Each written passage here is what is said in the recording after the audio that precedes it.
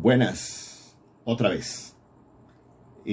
Con esta buenas o buenos, le invitamos a leer los capítulos 9:36. Vamos en una consecución, 9:36 o 9 versículo 36 hasta el capítulo 12 verso 50.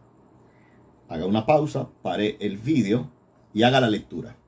Vamos a intentar ser breves y después vamos a leer también el capítulo 13 verso 1 hasta el capítulo 17 27. O si quiere, haga la lectura completa desde el capítulo 9 versículo 36 hasta el capítulo 17 verso 27. Una vez que lo ha leído, entonces quite la pausa que ha puesto y vamos a intentar decir grosso modo, de manera exageradamente sintética, lo que hay de esta presencia de Dios. Recuerden que dentro del nivel de la teología, desde la perspectiva cristológica que hemos dicho, o mesiánica, y enraizada en lo que llamamos, llama el evangelista Mateo, en la voz de Jesús, Basileia, el reino de los cielos. Perfecto. Primera parte. Tiene que ver con ese capítulo 9 que se nos inicia diciendo de la manera siguiente. No lo voy a leer completamente. Dice de esta forma. Después de una serie de curaciones que se dan, leo título: Jesús sana el corazón del paralítico. Jesús llama al apóstol Mateo. Jesús resucita a la hija de un jefe, que lo habíamos visto anteriormente, Jairo. Sanación de 2 ciegos, numerosas curaciones que se dan. Y a partir del verso 35, 36, la buena nueva no es recibida. Y esto sí lo leo. Verso 35 del capítulo 9 hasta el verso 38.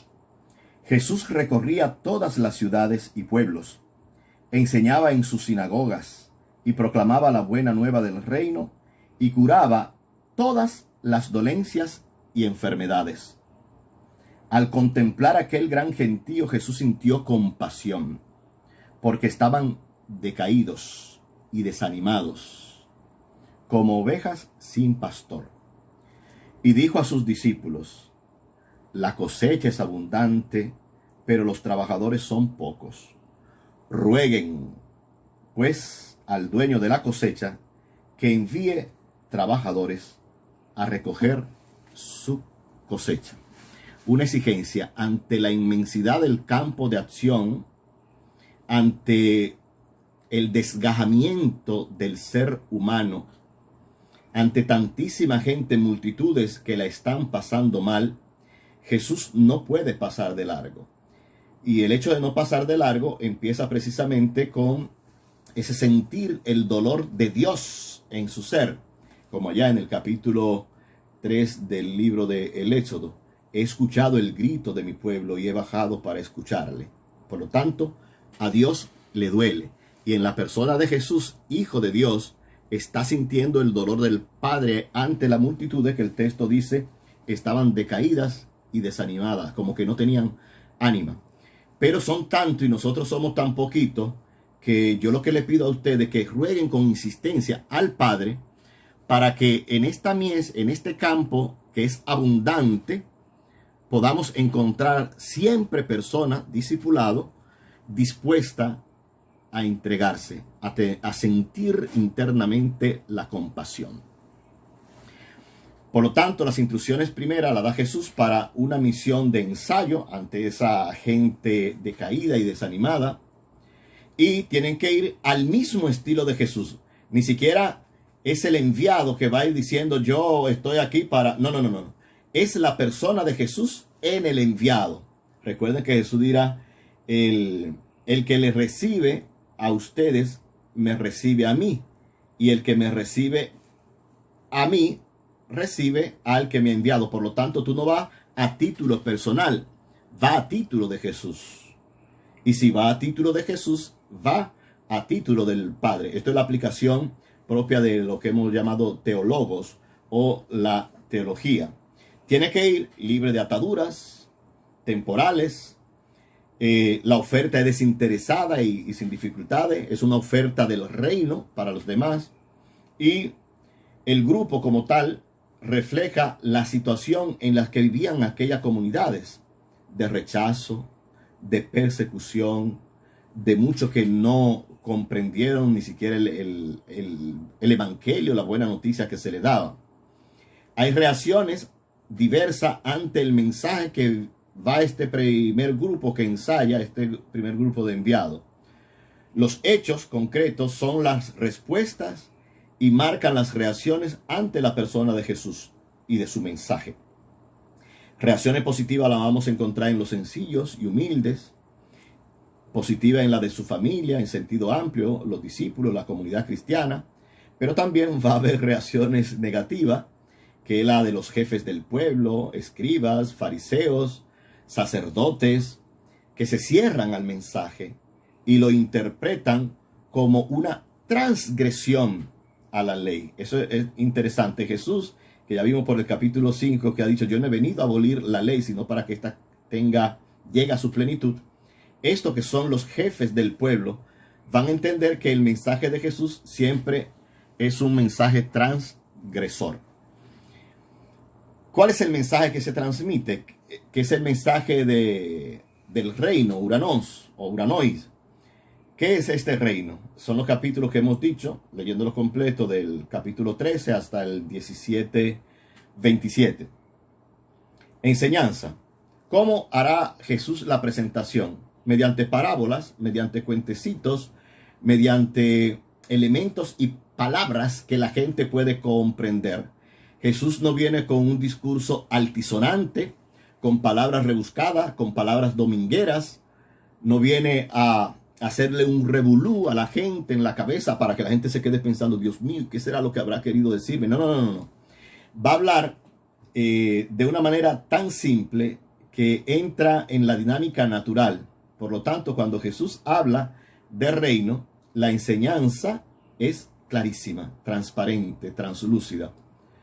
En su presentación y en las instrucciones o explicaciones que se intercalan entre los grupos de aquello que Jesús va diciendo, y sobre todo que van dirigidas en primer lugar a los discípulos, al discipulado, se expone la metodología o la catequesis de la comunidad en la exposición del mensaje y el distinto efecto que este mensaje va a dar, sobre todo el efecto de la catequesis, el efecto que produce en quien escucha el mensaje. El efecto siempre va a depender de la actitud personal de los oyentes. Recuerden que Pablo dice que la fe entra por aquí, por el oído. En estos capítulos Jesús va a presentar, ya hemos dicho, cuando habla del reino, uno se esperaría, ahora va a hablar del reino. Nos va a hablar de una monarquía, de unos reyes que andan emperifollados, extremadamente bien vestidos, con todo lo que podemos imaginarnos el aspecto de la monarquía. Y Jesús, cuando habla de Basileia, del reino, dirá, es como el trigo que crece en medio del campo y hay la cizaña, hay que dejarle tiempo, no anden con mucha prisa, dejen que avance, porque podemos correr el riesgo de arrancar también el trigo bueno. El reino es semejante ¿a qué? A una semilla de mostaza. La gente podría andar buscando, qué sé yo, algo más grandilocuente. Y Jesús dice, no, es pequeñito. El reino es como la levadura que se pone en la masa, en la harina, y sin que nadie sepa cómo, se puso poquito ahí, pero empieza a fermentar toda la masa. El reino es el tesoro escondido por el cual, o la perla, o la red, por lo cual uno puede dejar, como es una perla fina, yo vendo todo lo que tengo para ir a comprar el campito, para encontrar el tesoro. Es decir, es la presentación de aquello que es importante, de lo que es vital, de lo que es imprescindible.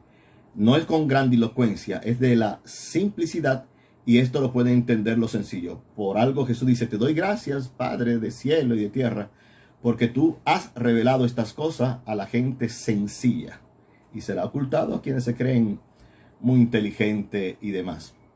Ante la catequesis de la comunidad se dan varias actitudes, lo hemos señalado también anteriormente. La actitud positiva o positivas están marcadas por la comprensión de los discípulos y la admiración de la gente. Y por otra parte también la actitud negativa, que es la de ciudadanos de Jerusalén, que dicen, y este no es el hijo de María, y que nosotros conocemos a sus hermanos. No nos cabe en la cabeza que este personaje sea el que esté hablando de esta cosa. Este lo conocemos nosotros, ¿verdad? Y también una actitud negativa, como hemos visto anteriormente, que es por parte de los jefes del judaísmo. Sin embargo, el reino va fraguando en este pequeño grupo de seguidores. Se va fraguando, se va haciendo. Es la levadura, que decíamos anteriormente. Se va gestando en la cosa pequeña, es la semillita. Los discípulos se encuentran con Jesús, participan de sus señales, se sienten como conectados, hay un cordón umbilical que les une a ellos con la persona de Jesús. Y esta sesión hacia el capítulo 17 culmina con la profesión de fe puesta en la boca de Pedro. Sobre todo, esta fe se edifica, y en esta fe se edifica la comunidad cristiana, la comunidad de Jesús, que nosotros llamamos eclesía, iglesia o la asamblea. Por lo tanto, hay unas enseñanzas, hay rechazo, hay acogida de paisanos y jefes, y de paisanos y jefes también rechazo, una gran aceptación por parte del discipulado, admiración, participación en la comunidad pequeña que se sienten muy ligadas a la persona de Jesús. De esta manera terminamos esta tercera parte. Nos encontramos en la cuarta.